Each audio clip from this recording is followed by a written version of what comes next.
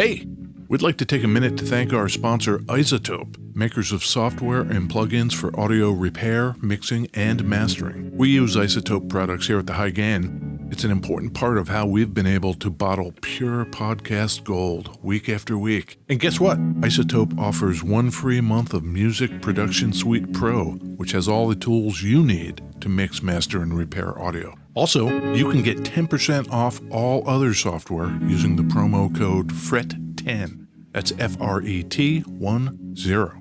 All of this is at iZotope.com, IZOTOPE.com.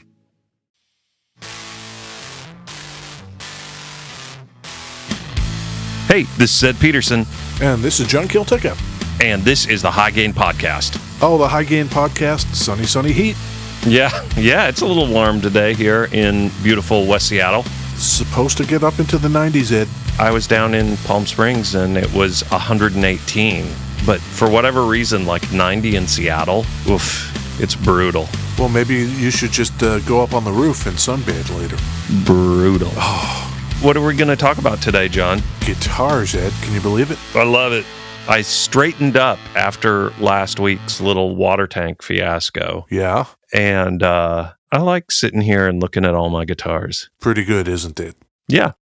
I wonder what the average number of guitars owned by listeners is. Oh. You know what I mean? Well, gee, viewers, if you want to get in touch with us any way you like and tell us how many guitars you have, yeah, we could do a little informal, anecdotal, unscientific analysis there. I think I have 8 right now. 8 electrics. That's probably higher than the average, right? I would think. What's your electric number? Just electric? Yeah.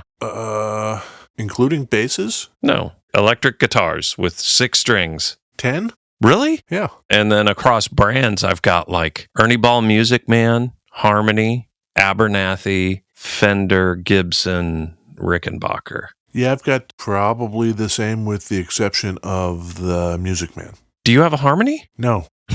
Yeah, that's right. You have a Harmony. And you've got a Hagstrom. I've got a Hagstrom. I also have a Dan Electro baritone. Oh, that's right. The majority are Fenders. Yeah. Your Fender collection is pretty sweet. It's looking pretty good.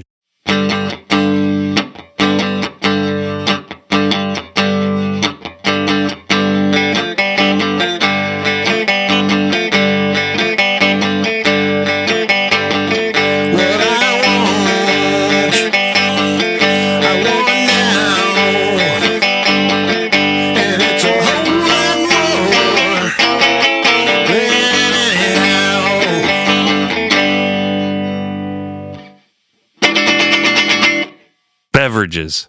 I know that sounded rocky, Ed, but trust me, it was see no evil from television. Television is sort of one of those holes in my musical vocabulary, you know? That's supposed to be going on sort of at the same time. Okay. Maybe in the future times, I'll put that in there with it. I can't wait. Then I should ask you, yeah, how do you think what I did in the future sounded? I love it. You get to those overdubs and whatnot, you throw a little effects in there. Beautiful. Do you think I saved Cradle of Filth? You know, that was rough, man. That's just not really my thing, you know? I think I picked it because inherently, Ed, you and I are open-minded, fair people. Not afraid of change, not afraid to try something new. Progressive. That's right. Proggy. Exactly. What do you got? I am back into the sweet, sweet Orca stash that Jan sent us. Oh, man. Orca Jan. Orca Jan. Yeah. This is an Americana beverage. Yeah. A flavor I would not normally have. It is honey cream. Ooh, that sounds pretty good to me. That might be one that I would have. But we had to split them up. I took half, you took half. Guess what I've got? What? I've got an Orca Beverage premium non-alcoholic butterscotch beer for all ages. What? Yeah. What? Yeah. This is a funny one because, you know, Orca, their branding is kind of legacy, old school. Right. But this one is very much tapping into kind of a Harry Potter thing. What? There's broomsticks on it. Oh. And then the font is kind of in a Harry Pottery camp, I would say. And it says, approved by the Ministry of Magical Foods and Drinks. Is that a thing? Yeah, there's like a bunch of ministry things in Harry Potter. Like, I've never read the books, but, I saw the movies. I don't know. There's like the Ministry of Magic, right? And this is approved by the Ministry of Magical Foods and Drinks. I think it's just an homage to Mr. Potter. Does it taste like beer or butterscotch?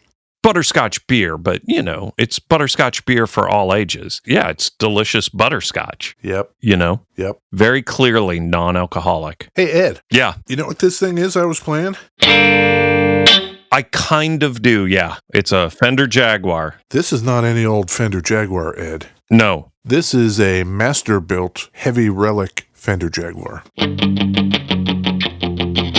It's really, really, really, really cool looking. Yeah. Back in the day, Fender had a finish called Pelham Blue.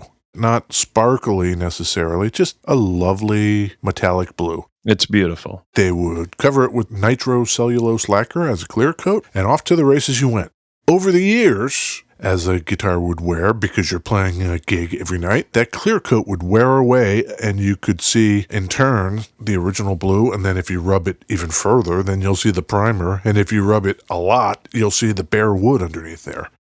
Also, as a clear coat ages over time, it turns yellow, which would make a Pelham Blue guitar appear green. That is what we have here, a deliberately reliced guitar made to look like that. I thought it was supposed to be a reef end that had rubbed out, and then you could see the Pelham Blue under that. The closest thing I could think, if it was an actual green color, would be like a Sherwood green, maybe? Yeah, exactly. I thought it was a Sherwood green reef end that then wears off, and you see the Pelham under that, and then the wood under that. That's what I thought it was. I'm looking for that guitar on thunderroadguitars.com. That's where we got this, Ed. Uncle Frank and the boys.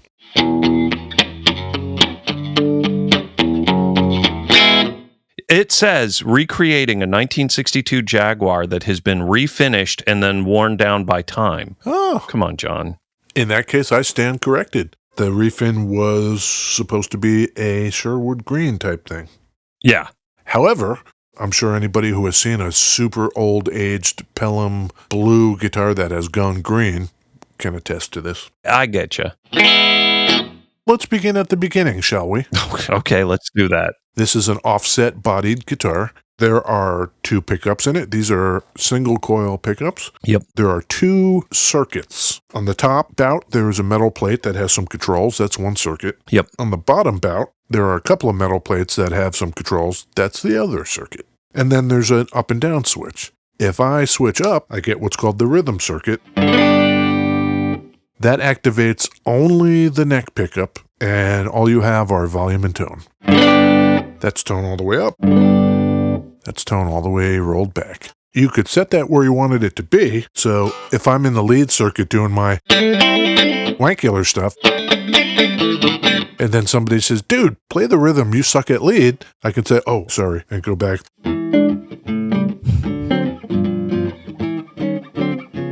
Or you could be good at both. That would have to be somebody else. Or you could be bad at both, and then it could be me. Oh, yeah, uh-huh. You know what I'm saying? Yeah, so that's the rhythm circuit.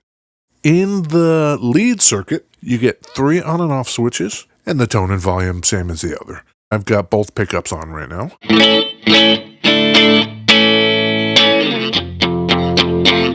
There are 2 pickups, but why 3 switches? You might be asking. Yeah. First switch is the neck pickup. When you say first, you mean the switch closest to the headstock. Yeah. Okay. I am going to now turn on just the bridge pickup. Yeah, you can hear that. So what's the middle switch do? That is the bridge pickup. Okay. You're probably asking yourself, but then what's that third switch? I am, yes. It turns on and off a high-pass capacitor. Oh, okay. So it only lets the higher frequencies through. Ooh, yeah.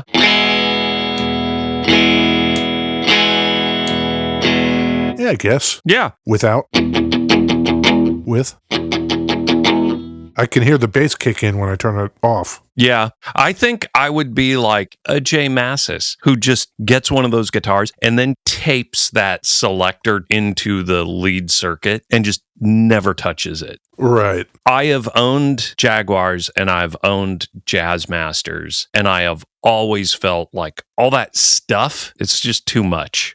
Maybe it's one of those things where if you're recording and you're really trying to dial in a tone, Yeah. like having all that variance in there is cool, I suppose. But trying to fuck around with that stuff when you're playing live just seems like a lot. I could see wanting a very muted sound. I'm in the rhythm circuit. Hit it. And now I'm in the lead circuit. Sure. That's the layout of this thing. Oh, and there's a trem arm. Sure. The trem arm is different from the tremolo system on a Stratocaster. The whole bridge moves when you engage the arm. This was meant to hopefully keep it more in tune. Okay. Okay, so that's the quick rundown of what this thing looks like. Right. Why did they make it? Because the Jazzmaster already existed. 1958. The Jaguar, 1962. Great. Yes, if you're doing your homework. Those are the years. Why would they do that? They've already got an offset body with 2 pickups and 2 circuits in it. Yep. Well, the Jazzmaster has a longer scale length, which puts the bridge farther away from the end of the body. Okay. So then they're like, okay, let's make a shorter neck, 24-inch scale length, meant to appeal to like all the people used to Gibson-y scale length things. I don't know if it did. I've had a couple of Jazz Masters now. The last one I had was like a real 1963 Jazz Master, and I don't know if it's the scale length or not, but I have never been able to just gel with a Jazz Master. I never have. I think they had a lot of people that were feeling that way. Yeah. Also, the shallower pickups on the Jazzmaster Yeah. gave the instrument an overall mellower sound. You could have a Strat, you could have a Tele, and you can get that kind of cutting tone with it. Same as you can with this. So they switched to a more normal size single coil for the Jaguar. And they each sit in a kind of notched metal cradle. Yeah. And that is meant to dissipate RF interference and focus the magnetic particles from the pole bangers. Sure. That worked, and people seem to like it. Do you know how much this thing was when it came out in 1962, Ed? 1962, that was $434. That is not a bad guess, Ed. Yeah? It was $379.50. Yeah. It was top of the line. I kind of think my initial gut number was a little lower than what I went with. Oh. But yeah. Yeah, that's $3,255 in today dollars. That's a pretty top of the line guitar, sure. By comparison, for about $3,000 even, you could get a Jazzmaster. Yeah. $2,200 would have gotten you a Stratocaster, and then $1,800 would have gotten you a Telecaster. Yeah, interesting. Even though the Jags and the Jazzmasters are rarer, there were fewer of them made. That's right. Like a 62 Strat is going to be worth more than a 62 Jazzmaster today, like on average. I think that is correct. That seems right to me. You buy a Strat in 1962 and hold on to it until 2020. Yeah. Or you buy a Jazzmaster and hold on to it. You're better off with the Strat. Yeah. So, 1962, they came out. How were they received, Ed? Were people like kicking in doors to get these things or what? Both the Jazzmaster and the Jaguar were not massively popular. They were not. With one exception, the surf crowd. Yeah. The surf crowd with their circular music. Sure.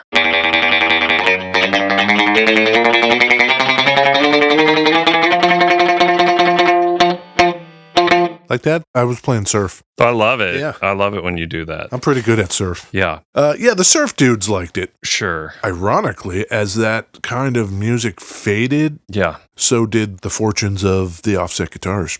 The difference in a 62 Strat and a 62 Jaguar Uh-huh. Oh my God. Fender Jaguar 1962 pre-CBS Olympic White. Okay. This is the cheapest one. What do you think that is? I guess 8.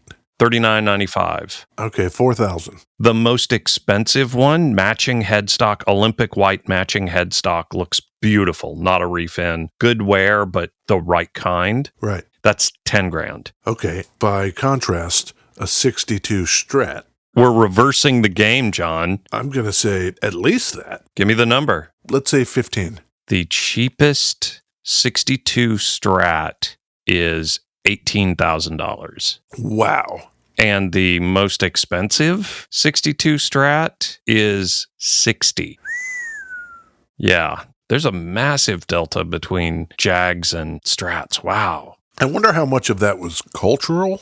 Around this time in the 60s, things start shifting musically, and the guitar heroes, Clapton, Hendrix, Yeah, totally. they're playing the Strats and the Tellys, and they're not really playing the offsets. And so maybe a lot of that figures into desirability over time, and then that turns into nostalgia, turns into, oh, I have a bunch of money now that I'm a blues lawyer. Yeah, I love those dudes. Yeah, the blues lawyers? Yeah, they're great. Yeah. So, as the years go by and surf falls from favor a little bit and people aren't really digging these offsets, Fender tries a bunch of different things to maybe spark interest. Sure. 65, they go from clay dot inlays to the fake pearl dot inlays on the fretboard. Mm-hmm. Maybe that makes it look sparklier, I don't know. And they go from the kind of tortoiseshell pickguard to the 3-ply white, black, white. Yep. They're trying to make this thing fancier. Mm-hmm. I guess it didn't work too well. In 1966, they put binding on the neck Yeah. and they go to those big block inlays on the frets. That is my least favorite of the looks of those things. Jags and Jazz Masters with binding on the neck and those huge ass blocks and just dumb. Ostentatious. We don't need fancy boy Fenders. Then in 1969, Mm-hmm. that's when they begin their polyester finishes. Kind of feels like the coating on a bowling ball or something. Yeah, that's a bummer. Because, man, those pre-CBS guitars, just the colors over time are just so beautiful in comparison to most of those 70s guitars. Yeah, it's hard to find a 70s Fender that's beat to hell because the finish is so durable. Yeah, if it is, it's like there's actual like divots taken out of the guitar. The only way you can actually get through that finish is, you know, if you've dropped the fucking thing on concrete. Yeah, and it just like took a chunk out of it. Yep. Well, none of this stuff really worked, Ed. And by 1975, you know what they did? What'd they do, Ed? What'd they do? Ed. They shit canned it. Sayonara. Yeah. Dudes. The Fender Jaguar Yeah. discontinued. No thanks. I'm going to go grab some coffee. Okay. I'm actually going to go pee. I'm back. Welcome back, Ed. Thanks, John. Yeah. You know, I've got some modulation going. Yeah. Well, you know, I got that Lillian pedal. Mm-hmm. Walrus Audio. Yes. It's like a phaser, vibrato-y kind of thing. That's really nice. There are a bunch of different settings on it. You could do stuff with it. Love it. And then our good friends over at Old Blood Noise Endeavors, courtesy of them, we have a Visitor pedal, which is a kind of similar modulating form factor. So I just went ahead and put it on alongside the Lillian. Yeah. Is that pretty cool? Yeah. So what settings do you have going on the Visitor? Because the Visitor's got that weird like tremolo chorus phaser. Yes, I have the chorus and the phaser. There's a setting that you can like detune. Let's see if I put it on that. Okay, this is just the Visitor. Yeah, that's pretty great. We're out in the woods up here in the Northwest. Mm-hmm. It's foggy, Yes. kind of damp. We don't know where we're going. All we know is that it's out there.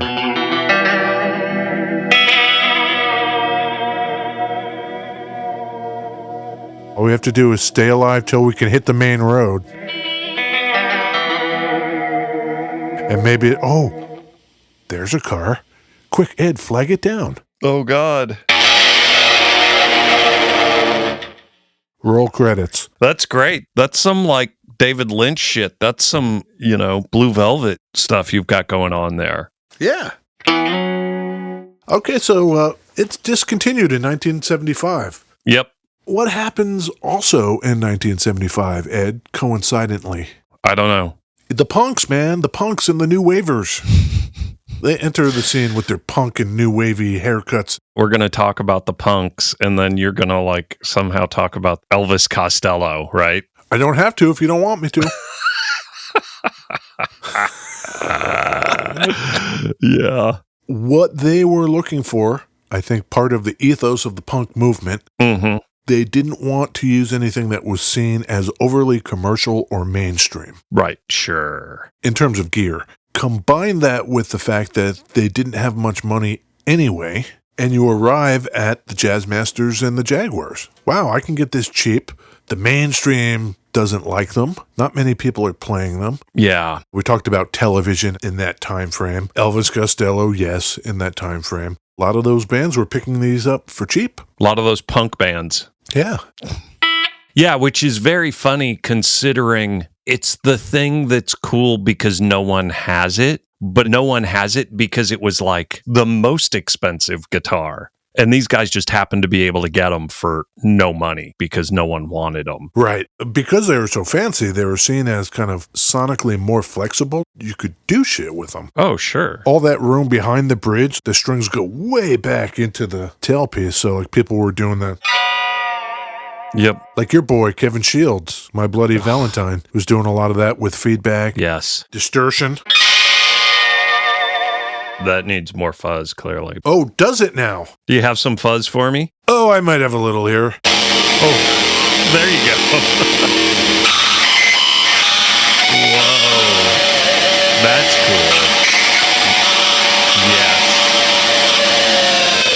What is that? The high notes? Well, I mean, just what was that fuzz pedal? Was that a Brothers? It was not. That is our good friend's DeathBy Audio. Okay. That was the Fuzz War going into the Mantic Flex Pro 2. And then me playing behind the bridge, plucking those strings to get those high sounds. I love the Fuzz War. God damn, that pedal's great. I gotta say, we've already talked about, I'm gonna put this on here.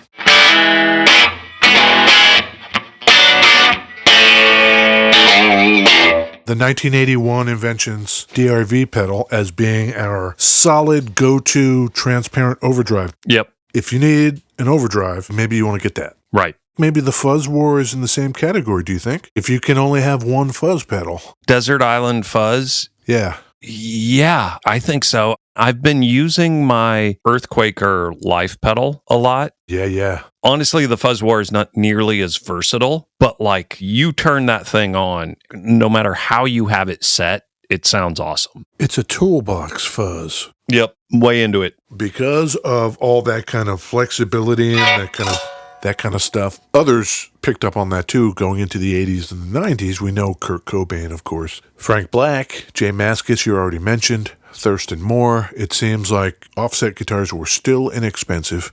It's almost like they were reborn because of the musical revolution that was happening around, what do you call it? Alternative, shoegazy, grunge? I mean, all those labels are kind of dopey, but that's kind of what was going on. I totally hear where you're going with that, but I tend to associate most of those people with other offsets, with either the Jazzmaster or the Mustang.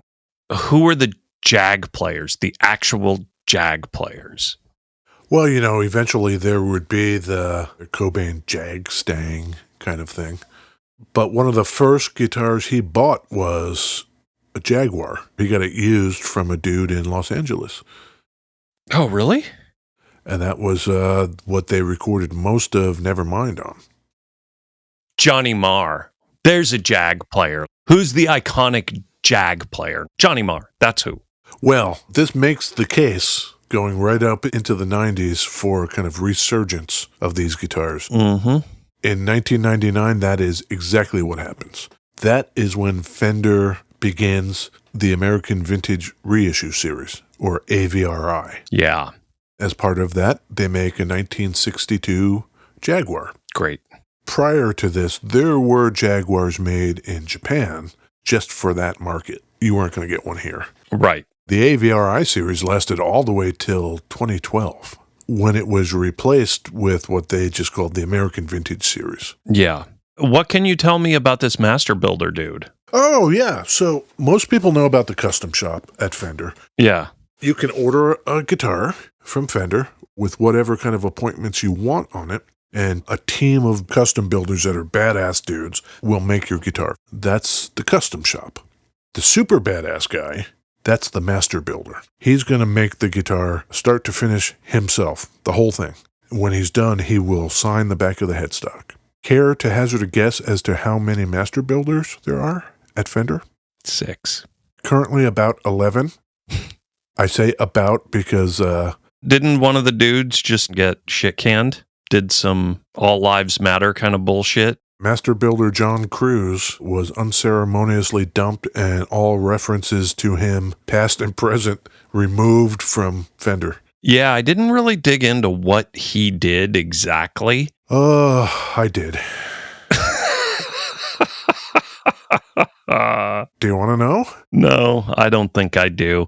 You know, our political leanings get voiced on this show fairly often, and I think occasionally I will say things that would turn off a listener. I say, good. You don't like me being pro Black Lives Matter? We don't really need you listening. That's fine. Yes. So, John Cruz wants to voice his opinion and be a shithead, and people decide they no longer want to work with him? Good. Voice your opinion, shithead. Go ahead. I have no problem voicing mine and losing pieces of the audience. I have not really played that guitar. I saw it in person and it looked killer. A lot of those heavy relic jobs just look crappy, and this one does not. This one looks very cool. It is beautiful. Masterbuilt guitars are very expensive. You pick it up, and do you feel that? You feel and can certainly see just this impeccable attention to detail. Like all the places you might look for something that doesn't fit well or something that wasn't completely finished. Yeah. Anywhere you might look to see something that was half-assed, you're not going to find it. But devil's advocate for what a Masterbuilt costs, maybe you can get an actual 60s Jaguar for close to the same price. It's so weird, though. I had that 63, and it just felt not right. Even with a really good setup, it just never gelled with me. Right. This Masterbuilt, I have a feeling I actually would like more than the actual 63. I just think on principle, I probably wouldn't buy one. That's a lot of money. I guess the upside, you're not going to wonder, does it need a refret? Oh, is the neck straight? So there's that. Mm-hmm. You're getting this thing that's impeccable to begin with. You don't have to worry about any of those age-related problems. I'm a little snooty about the relic thing. It's never been my deal. It just feels kind of cheesy to me, but that one looks really cool. Absolutely. Tell people to get out there on the internet and like and subscribe. Go to all the usual places. Oh, yeah. Hey, everybody. Get out on the internet and like and subscribe. Go to all the usual places, all the socials. Good job, John. Oh, thanks. We have the Patreon.